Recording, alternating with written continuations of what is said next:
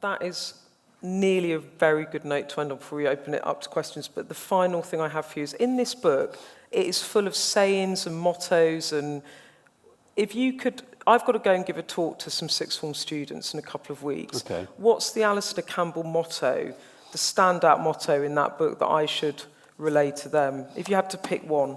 What you've got to do, you just got to go there and say, go and buy that book. No, just one. I think it would be, I love my new word. Yes. Yeah, I love my new word. Perseverance is my new word. It's a combination of perseverance and resilience. I think it's about confidence.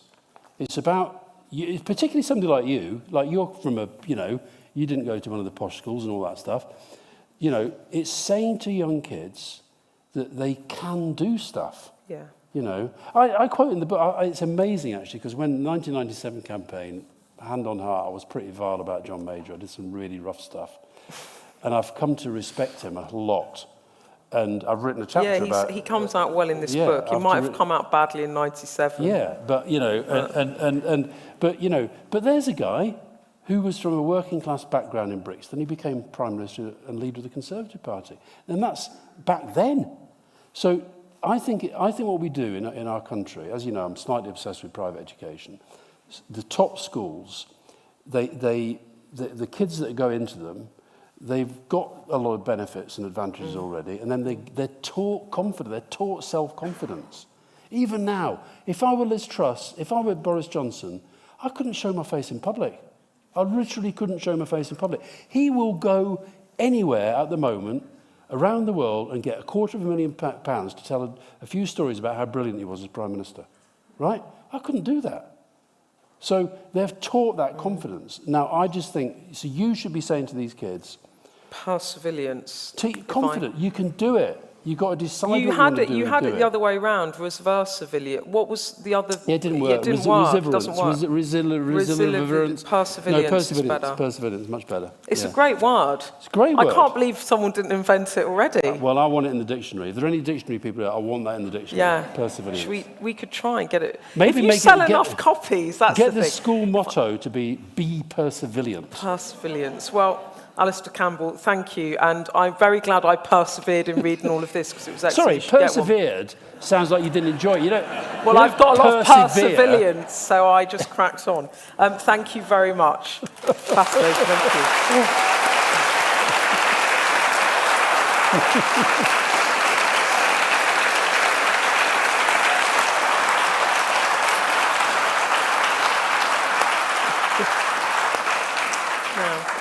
Right, questiones. There's questions. Someone's got a mic. Who's got a mic? There's a man with a mic. Can I? You could take over. I think the people whoever's got the mic should, while we're answering the first question, find the person, give the microphone to the second one. Yeah? So as we're not doing it. Have you got somebody upstairs as well? Excellent. I'm up here. Okay, right. Now, in press conferences, they normally don't let you hold the mic, so you can't do a follow-up. Quick question. Do you believe that we as a country finally have deserved a 4-day working week? And if so, should it be in the Labour's new programme? Thank you. Wow. Straight into policy. Do you work for a think tank or a campaign organisation? Yeah. And which party are you trying to get into Labour's manifesto? Okay. I don't think I do. Sorry. But I'm a workaholic. I think we should all work 24 hours a day. No, I don't really. You do? No, I think that... I think that would be I think with the economy as it is now, that would be a tricky way to go. But if you send me your arguments, I'll study them in detail, and I'll give you a more considered reply after I've done that. Thank you. Yeah, top. Hi, Alastair. How are you? Connor from Gospel Oak in Camden here. You are? Yeah. From Gospel Oak, good man. Yeah, which is somewhat close. Yeah. Do you think that the Labour Party's current 5 missions for government are catchy enough? Or sellable enough, to put it more diplomatically? I don't think they're designed necessarily to be catchy in that way. I think what's going on is that the 5 missions... let's do an awareness. Hands up who knows that there are these 5 missions that Labour... Hands up who doesn't. No. I know, hands up who can... How, The answer is no. And also who could remember them. I can barely remember them. Yeah, no, so clearly not. Otherwise, I mean, I'm assuming that people who come out and listen to me blather on about a book about politics are quite interested in politics. And so, no, clearly not. But I think the purpose of the 5 missions is to sort of, I see them as kind of strategic flags in the ground, and that the policy now has to flow. And look, this could be me wishful thinking, but I think if you look at Keir's speech that he made at the weekend, I saw that as quite a significant speech. I think he was basically saying, we've done the bit about trying to show people the Labour Party's changed. We've done the bit about showing the Tories are absolutely hopeless. It's now all got to be about policy. And he was giving some pretty big signals about the scale of direction that he wanted to go in. And I think they're going to flow from the missions. I think. Hope. Mike, yep. Do you see any way of taking large issues like climate change and setting up working groups that sit outside the political system? Well, if you listen to the rest is politics, Rory Stewart and I are both slightly obsessed with this whole Citizens' Assembly thing. I think there's some really good stuff going on in Citizens' Assembly. Macron's got one at the moment going on about assisted dying. Yeah. I think that one of the most extraordinary ones was the one in Ireland for the abortion debate. It was incredible what happened there. If you think about the history of that debate in Ireland and how that Citizens' Assembly became such a big sort of part of the process to where they are now. So I do think that, and I think it'd be, I'd put that into the package that I had earlier when I was talking about all the things you could do to revive democracy. So yeah. Yep, next. Shout out who's got the microphone, yeah. Hi, Alastair. This morning in London, the National Conservatism Conference was held, and several members of the Cabinet spoke at it. Now, on your watch, as head of communications, if that had happened on your watch and there was a National Socialism Conference at which... That's quite a dangerous phrase. It is indeed. You might have answered the question. I'd have been alarmed at that. And several members of your Cabinet had attended this thing financed by a foreign think tank. How would you have managed what seems to be an obvious split in the party? Well, this is the point I made on the I was going to say the rest is politics, the Politics Live programme.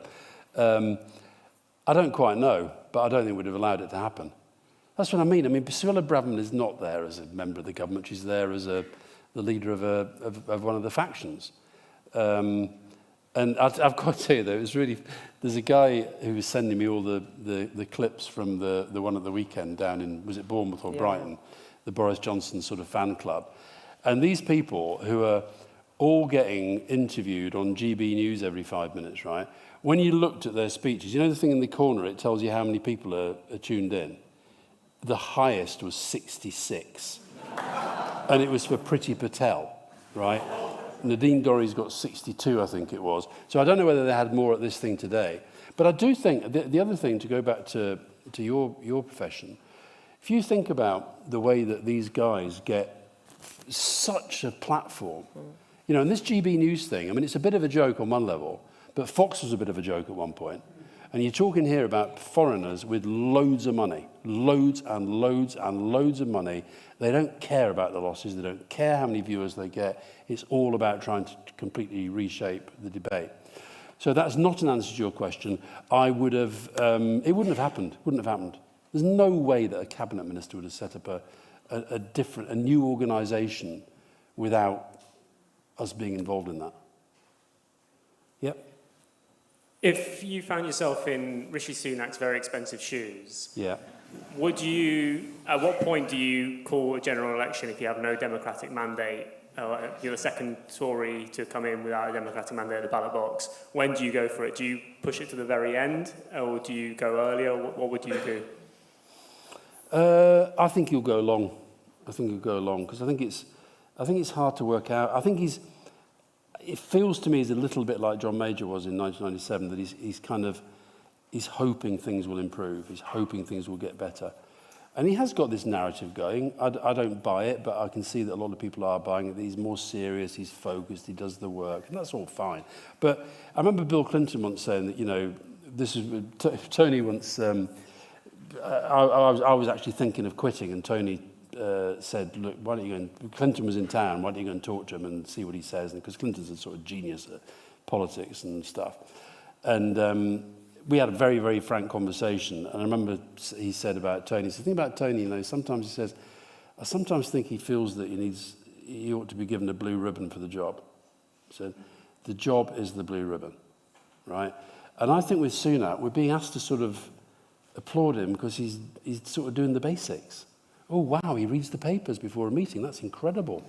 Boris Johnson never did that. Oh, my God, he thinks about the impact of the economy, of the decisions he makes, unlike Liz Truss. Wow. You know, so I think he's just going to go along and wait for something to turn up. And usually when that happens, nothing turns up. Samuel Beckett was always right. Yep. Hi. Hello. This is a real hypothetical question, but... A real what? What? A real what? Hypothetical. Oh, hypothetical. But let's say there was a complete blank slate. How would you design a new political system in terms of elected officials? Would there be parties? Is it the case that we're trying to fix a political system that's kind of just flawed in itself? I just wonder if it was completely blank, what would you design? God, that's a great question, yeah. Has anybody got ChatGPT? God, that is an amazing question. Because, I mean, that's the reality, isn't it? Is every democratic system in the world has developed and evolved, and you probably wouldn't start with any of the systems that we've got. And I do think it's interesting, Biden's State of the Union speech was really interesting. He essentially said that the big dividing line in the world now is between democracy and dictatorship. And I'll tell you what's really alarming. This is why I think it's so important that we do engage more young people in politics. If you look at the figures for how many young people actually think that dictatorship would be more, and they're not necessarily on the right, by the way, quite on the left, but just think that government and politics doesn't work, so it's got to be, you've got to go for the strong man. I think it would be something, I think I definitely would have a different, I sort of think you've got to have politicians, and they've got to be elected. I would completely change the way that they're elected. I would definitely have political education. As you know how we teach our kids that PE is good for them, we should actually teach them that politics is good for them. They've got to get involved in it. They've got to understand whether you call it citizenship or whatever.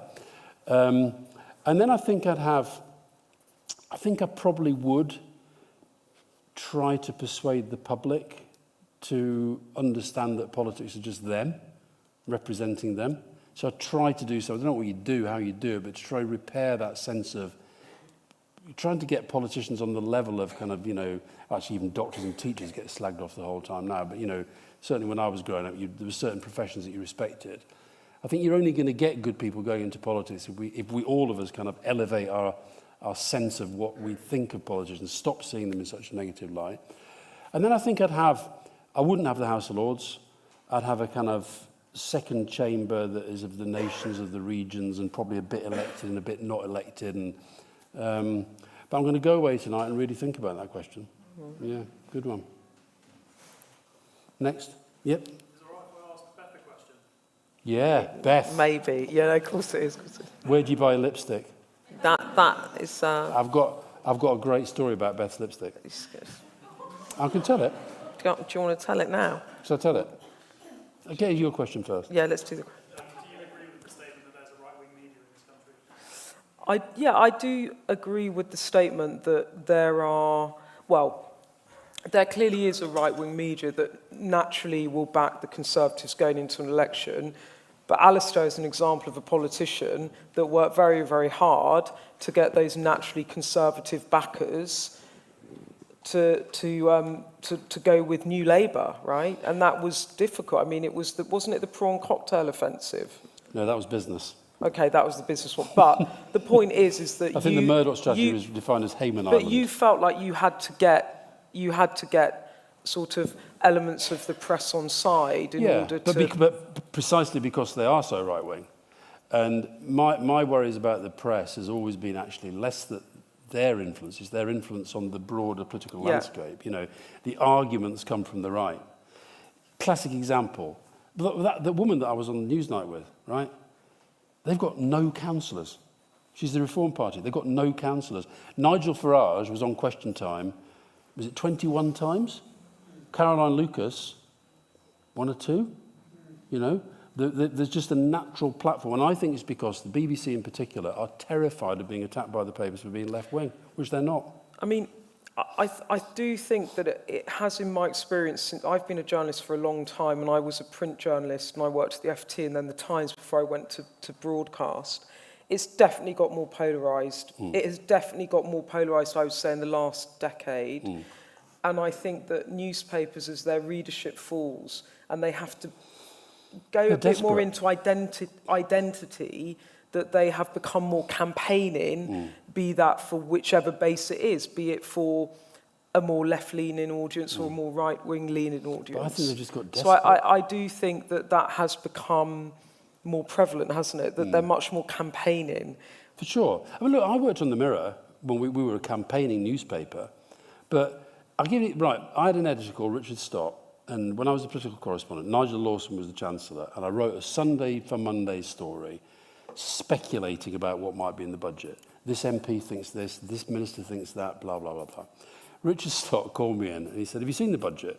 I said, no. He said, what are you writing this crap for then? Now, today, they've got so much space to fill. And I feel sorry for them in a way. The numbers are fewer.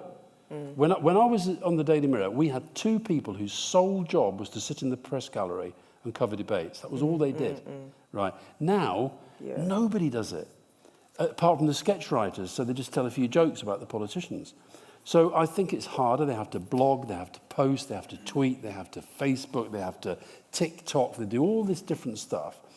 But the top people, the kind of, and I say in the book, I hope the Murdoch-Dacre hold on our media is kind of fading, but at that level, they are not, they're politicians, they're political, and they're very right-wing. So the ideology, in the centre of gravity of the ideology in our media, I think, is very right-wing. It's very hard to get left-wing debates up.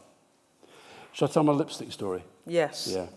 So you love this story, don't I you? do love this story. So I've got a friend who's a footballer, former footballer for Burnley called Paul Fletcher, and he and I wrote a novel together about the IRA and football in the 1970s. And he's a fabulous bloke, and he's married to a wonderful woman called Sian. And I've known them for years and years and years. They're actually coming to the Rest is Politics event in Harrogate tomorrow night. So Sian's got a very, very, very northern accent. And she said to me one day, she says, do you know Beth Rigby? I said, yeah, I do. Why? She said, I love Beth Rigby. I said, what do you mean you love Beth Rigby? Oh, I love her. Every time, if Paul's watching the telly and Beth Rigby, hey, Sian, Beth's on, and I've got to go, and I said, well, what do you love about her? I mean, she's very nice, and she's good at her job here. She wears the best lipstick on telly. Beth Rigby's lipstick is always absolutely, I love Beth Rigby's lipstick. Anyway, so that's chapter 1. Chapter 2, I get a phone call. Why didn't you tell me that Keir Starmer's in Rottenstall? Beth Rigby's there. She said, I've just been down, she's gone. She's gone, I tried to go. Anyway, so guess what Beth Rigby did? I told her this story, and she sent Sian samples of her lipstick. Isn't that nice, eh? So that is a nice person.